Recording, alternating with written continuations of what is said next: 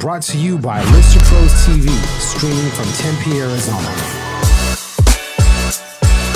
And we're live in 5, 4, 3, 2, 1.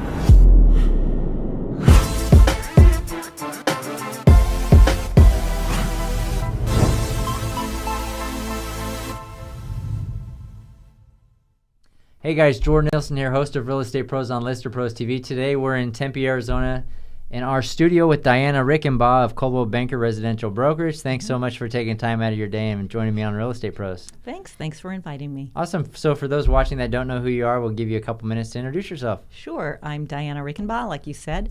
I have been a realtor with Coldwell Banker for almost 10 years.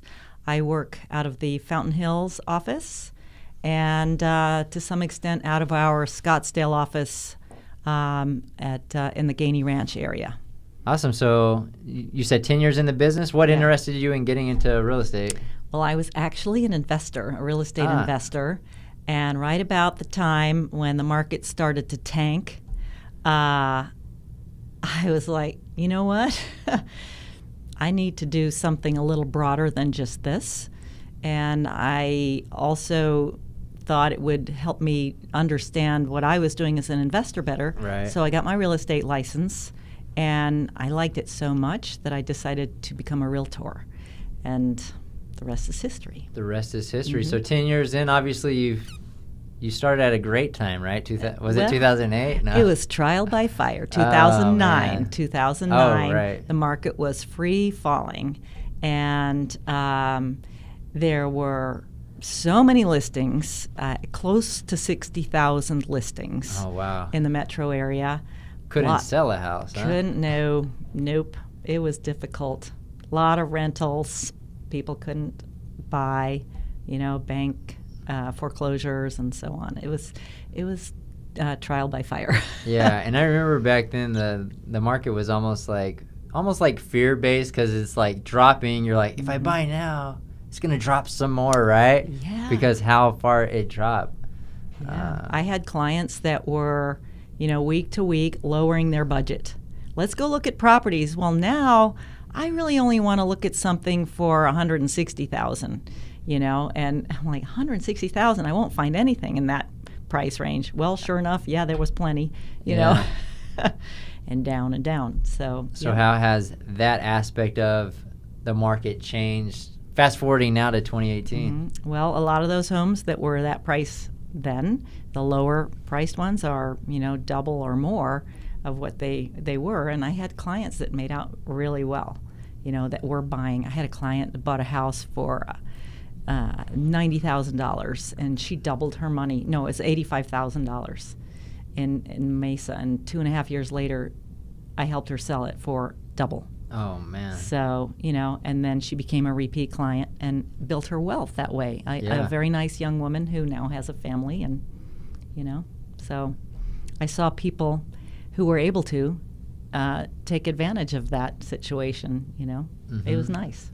So talk to us about why you chose Coldwell Banker as your brokerage. Well, I interviewed about 5 different brokerages, and this is a people business, as I'm sure many people have told you and and I got a real people vibe at each brokerage that I went to. I narrowed it down to 2, and the cream rose to the top for me with Coldwell Banker.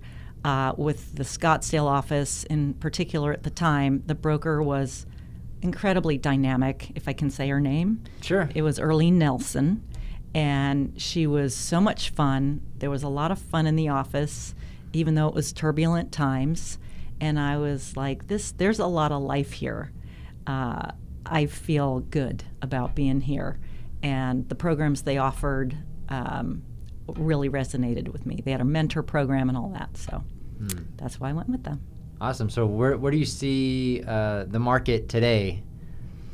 The state of real estate in the Phoenix area market? Well, the state of Phoenix is very interesting. It's a dynamic business in general, and the Phoenix real estate market is very dynamic compared to other markets in the United States. There's changes constantly. We have maybe more new construction than in a lot of other areas. We're growing. new businesses coming to the Valley have really helped with that.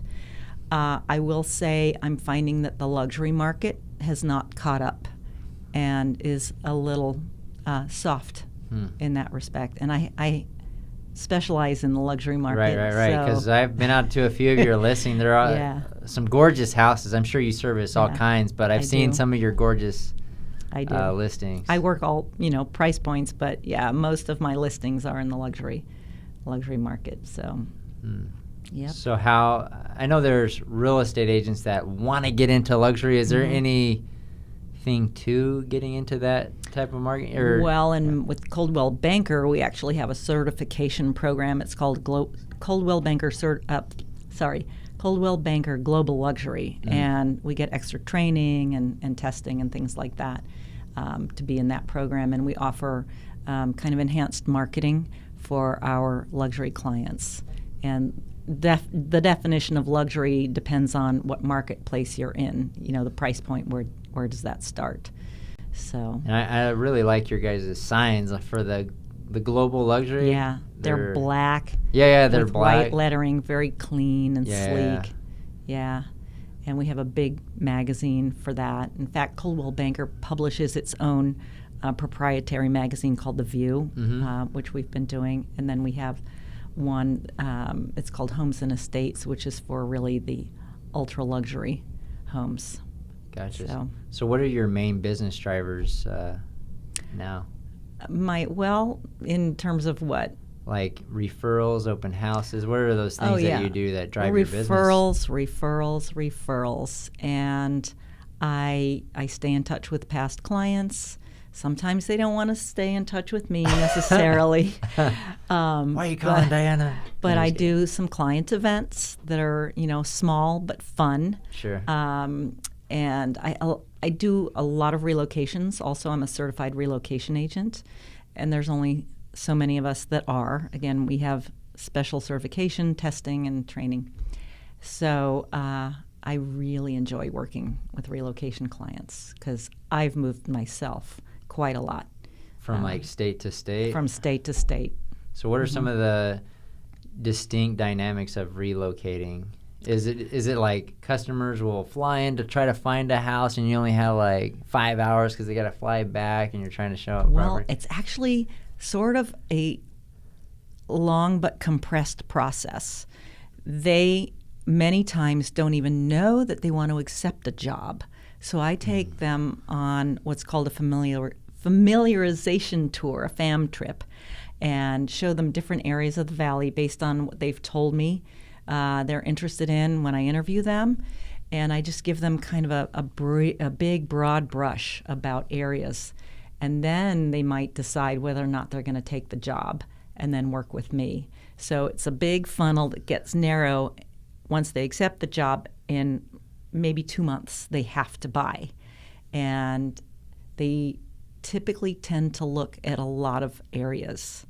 And I help them with doing research on schools, and commute is usually one of the top 2 drivers for them, schools and commute. That's smart because there's a lot of areas in the Valley, right? So if you're coming from out of state, you're not too familiar with it, right. North Valley, West Valley, East Valley. What does it all mean? They're all different in their own way. So to become familiar and kind of know your clients and figure out, because it's a big decision, right? They're going to be moving and living in this community.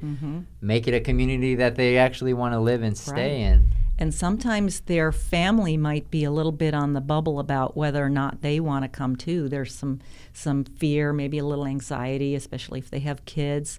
What's it going to be like? Will the schools be similar to what I'm coming from? The spouse might have a job. So typically their company might help them with that. But I talk to them a lot about those things. And I've been there and done that many times myself, so I know what they're going through. Gotcha. So with so many real estate agents in the Phoenix area, what makes you different? Why do people choose to work with you, Diana? Well, Honestly, why anyone chooses to work with anyone varies. I think a lot of it is personality. Do we gel? Do we mesh? The other thing I think is I'm pretty tenacious. I don't give up. I will stay with someone, and I will stay with a difficult situation or some sort of challenge to the end to get them across the goal line. Mm-hmm. And maybe that's one of the things that distinguishes me is I don't quit.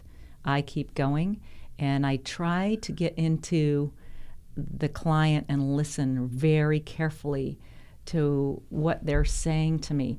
They might say conflicting things, and I pay attention to that. I take notes, and I might ask them, hey, you know what? You said this one thing, and help me to understand. Please help me to understand, because I also heard you say this. Are they in conflict, or do you lean more one way or the other? So I kind of help them also get through their priorities, what's important to them. So we help each other understand where the goal line is. Sure. So I hope that answers your question. Yeah. That's perfect. And I think, what are some unique things that you find that people are surprised with when they relocate from another area and come to Phoenix? How big and sprawling our metro area is every time. It almost doesn't matter where they're coming from.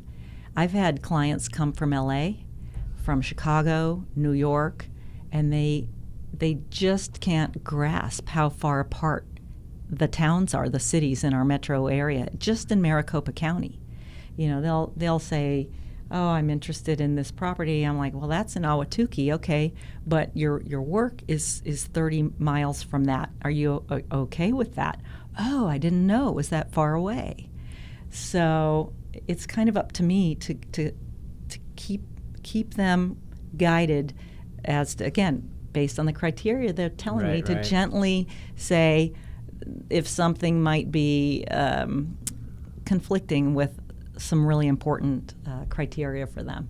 And it sounds like service and finding the right product for your clients is important for you. And like you mentioned prior, you work a lot on referrals. Now, to be able to get referrals, you first have to deliver a great customer experience. So it sounds like you really take the time to get to know your clients, get to know what their goals are, what they want. I do. And a lot of my clients have become good friends, which is interesting. And then even as a friend, I've had